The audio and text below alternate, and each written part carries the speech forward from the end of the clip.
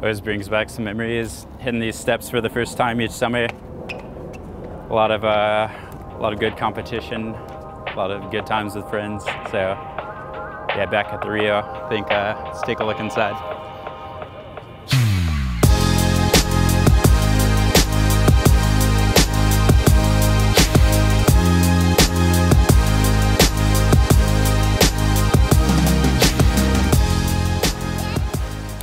So the first thing I like to do each time I visit the Rio in the summer is get right into the action, check out where everyone's playing, and that's the Amazon room this way.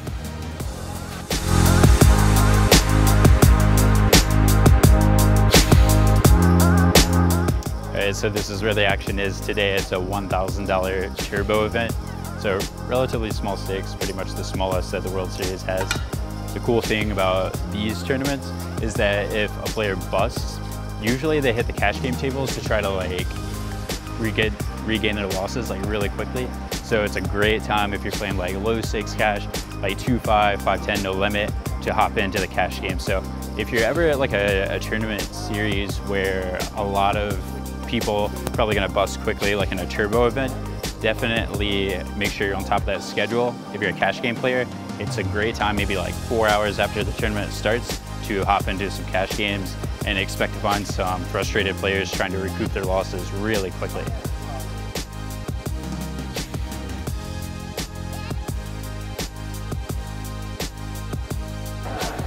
All right, so following with the plan, we're gonna step in here, see if there's a 5-10 game that we can hop on the waiting list, maybe 2-5.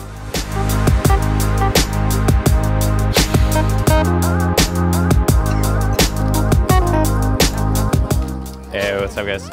How are you? Good. Can I get on a list for a 2-5 game, please? Okay, player's card 98, please. Yeah, let's go. Right here, buddy.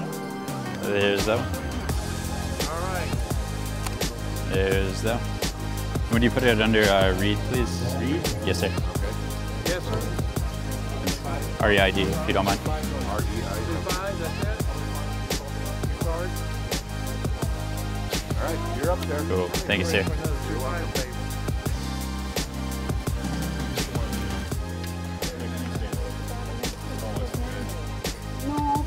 Ready to check it out. How long the waiting list is. Look how many 2-5 tables there are already. Like 20. I mean, it's pretty good action for just the middle of the day at the Rio. So definitely think it's a good time to check it out.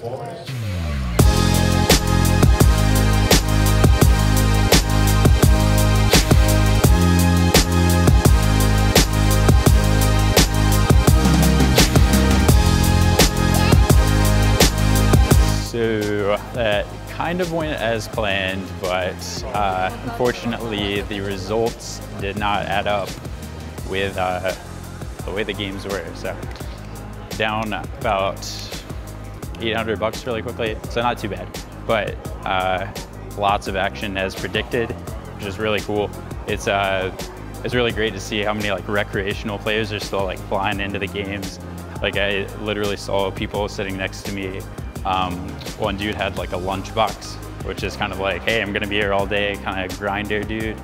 And one guy had his luggage with his tag from the airport from today on it behind him. So it was kind of interesting.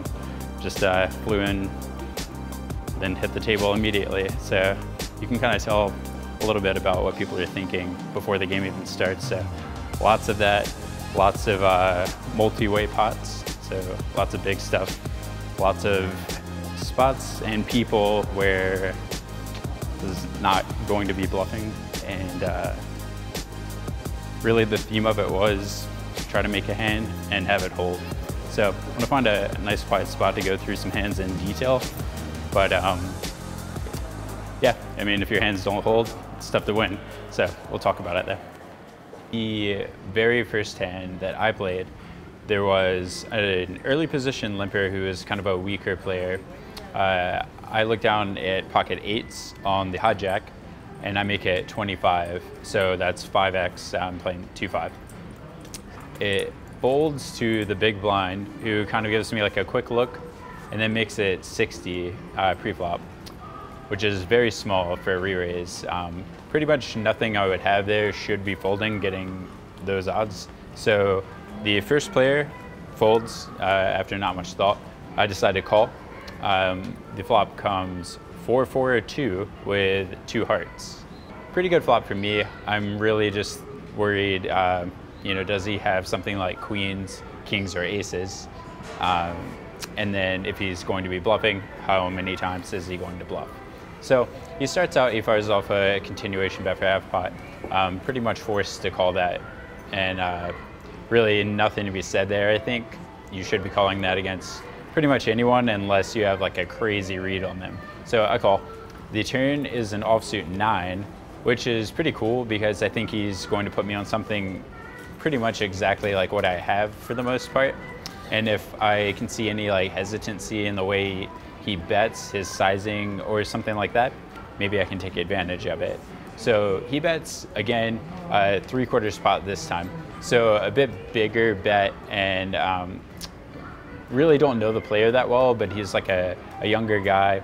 He just sort of like slid his chips out, like he was just pretty like comfortable about trying to push me around maybe, or I couldn't really tell if he was just trying to keep me in the hand.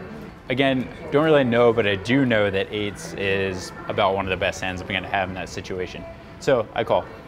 The river gets interesting, and then this is actually where I think I messed up my hand. So it's a jack of hearts, which is another interesting card because I think he could put me on jacks as well. And if you check out the board, obviously the flush draw got there. So he checks to me, and I think at this time I should have turned my hand into a bluff because I have about a half pot size bet left, and I could have moved in on him, but I decided to check it back, just thinking if this player is someone likely attached to like an overpair, which most like 2-5 players would be, it might just be a wasted bluff. Against a very good player, I think it's a phenomenal spot to bluff because he has to give me 9s, jacks, or the flush draw, all of which I can have. He's basically saying he does not have them by checking. And I also think there's a good shot a good player would fold an overpair there. So I check back and he turns over kings. So we lose about $300 right off the bat. So not a great start to the session. The next hand of note I think was actually, it was pretty fun. The under the gun player raises to 20, so 4 times the big blind. A very loose passive older gentleman directly after him calls, and I'm in the hijack and call with pocket 9s.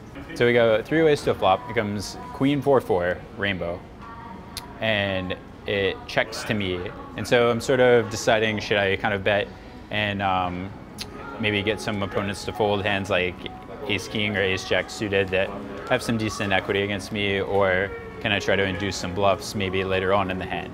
So I decided to check back. It's a little risky because obviously there's a lot of overcards to my 9s, but if I bet, I don't really expect to be called by worse. So I like to, take maybe a trickier route and just rely on my post-flop ability to take it from there. So the turn's a queen.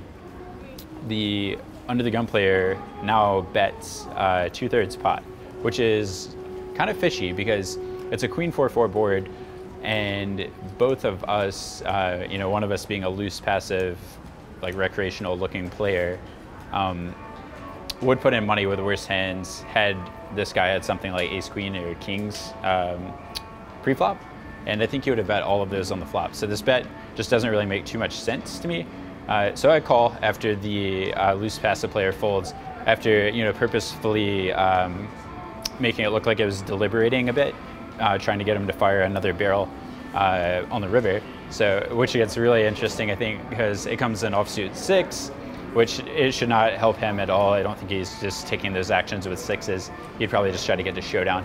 So he bets again for 2/3 the pot, which is a little bit larger of a bet. And again, he's really saying like, hey, I only have a queen that I both raised under the gun and checked on the flop, neither of which make any sense to me. So I, as per the plan, quickly call, and he says I have 9 high, and I have 2 9 highs, so we take down that hand, which was cool. After that, it kind of goes to shit because we have an early position player raise, the loose passive gentleman aforementioned calls again, and I look down, I have 2 red jacks, so it's an awesome spot because I expect, after not really being that lively pre-flop, to get a lot of respect on a re-raise here. So I make it 85 after the pre-flop raiser makes it 20. The button looks at me and kind of sizes up my chip stack, which is now $420. He's a little shorter, about 350, and he cold calls for a third of his stack, which is kind of odd. So basically, to me, that means he has something that he's not really sure he can put all in pre-flop against what I'm re-raising. In other words, he's giving me a lot of credit, but it's certainly a good hand because nothing can really put in that amount of money and be comfortable about just being speculative. So it can't be something like pocket fives. You're not hitting a 5 often enough. So then it gets really weird because the small blind cold calls that bet. The big blind then calls the bet. The original pre-flop raiser calls the bet, and then the loose passive player sort of shrugs and puts in $85 as well. So we go multi-way, 5-6-handed to this flop. It comes 10-7-4 with the 10 and 4 parts, 7 of diamonds. So kind of an okay flop. I'm basically just trying to dodge a set. So what I think is interesting though is it checks to me, and I try to represent a good amount of strength because I think it's fairly obvious what I have when I move all in here. So I move all in, $400 for about a pot-sized bet, representing strength and hopefully getting the button to fold some of those hands that he was thinking that he doesn't really know where he's at with pre-flop, something like queens maybe. He goes deep into the tank and looks at my chips, looks at me, and then he goes like, hey man, are you all in? And I'm just like, yeah, like, you know, no big deal. Because I think he's sort of probing for some information. So I try to just look really chill, really comfortable, goes back into the tank. Another like 20 seconds goes by and he folds it. So honestly, I think we got him to fold queens, as crazy as that sounds, but whatever he folded, I'm happy about it. Fold, fold, fold. Call with pocket 4s, we get stacked. So that's the end of that session, and I think the games overall were pretty great. I mean, there was a ton of action, like as you can tell by that one Jack's hand. If no one else connected with that board enough to put in money, I mean, people are putting in a third of their stack with something that's not calling it off on a 10 high board. All's great here at the Rio, at the 2-5 games, especially after like a turbo event happens. It's a fantastic time to play poker. So if you guys want some soft, low stakes, mid stakes cash games, that is the perfect time to check it out. All right, well, sometimes the cards don't fall your way, and that's part of it, but we definitely picked up on some valuable strategic advice on game selection, that's for sure. So if you guys like the advice on this channel, subscribe. And if you comment too, one of you guys will be lucky enough to win a Vanda Design Art of Play deck that you guys can check out right here. And we'll see you in the next video.